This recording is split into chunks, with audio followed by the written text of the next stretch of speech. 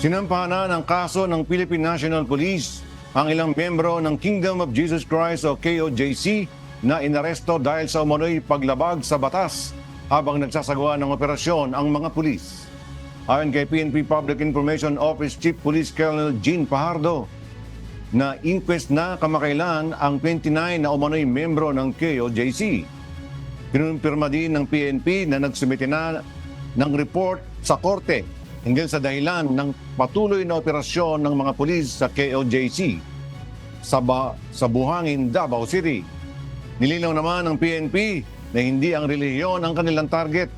Ginagawa lamang nila ang kanilang trabaho bilang tagapagpatupad ng batas sa pamamagitan ng paghuli sa mga taong mayroong warrant of arrest.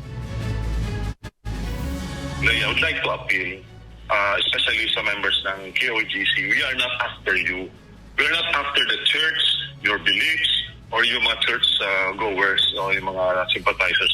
We are after persons with existing warrants of arrest issued by a court. No? Kailangan nating implement natin ito. Sana po we need their cooperation and support and perhaps help the PNP na matapos na rin po ito sana sa madaling panahon.